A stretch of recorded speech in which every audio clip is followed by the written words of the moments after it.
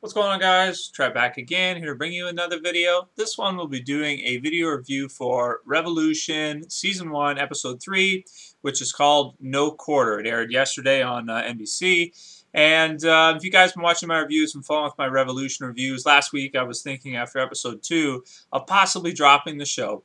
Because I don't know how I feel about it. It's kind of a lot of things I just didn't like too much. There was two things were a little bit too clean. The characters with the makeup and all that kind of stuff just kind of took me out of it. And I just didn't really feel like it was a good representation of what a post-apocalyptic world should probably be like. This episode I thought was a huge improvement from that episode in that we got to see a lot of scenes that feel more like a post-apocalyptic world where, you know, law and order is just lost. People just do whatever the hell they want. Evil people start to, you know, attack others for food, this kind of stuff. And, you know, we see some of the characters sort of start to change as well.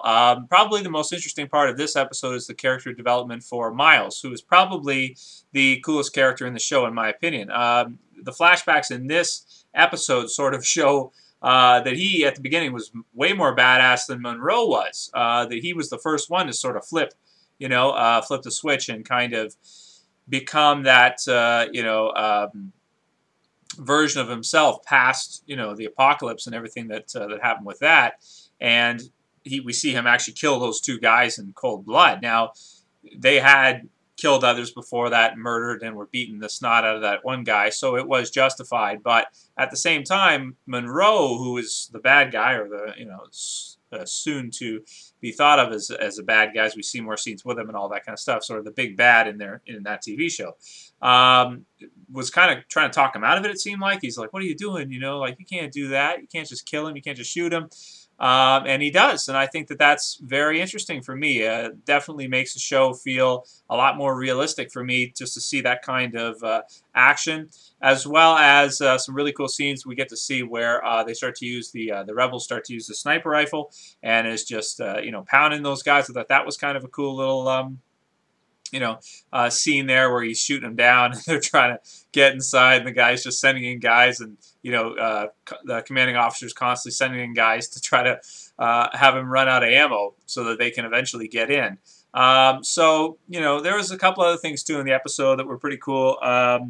The Google guy, the fat guy, he kind of discovered that the necklace that he had can cancel out whatever's causing the disruption with electronics. What it is exactly, I mean, I still don't really know if it's some kind of like mass EMP generator or something that blocks everything out. Maybe if he turns that on, it creates some kind of shield in the vicinity around him to allow him to use little things in the area.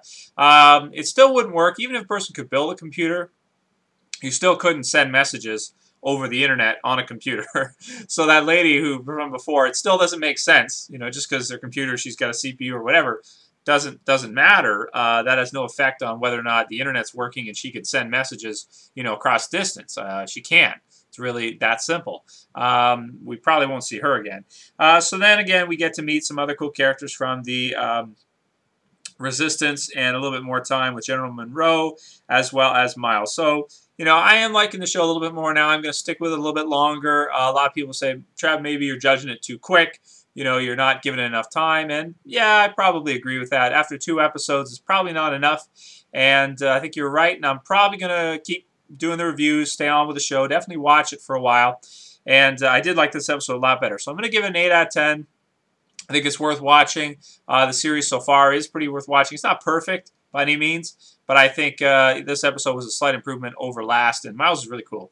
Anyway, that's basically all I have to say about this episode. It was great, and I'll do another one next week. That's it for this video, guys. See you for the next one. It's Trev, saying peace.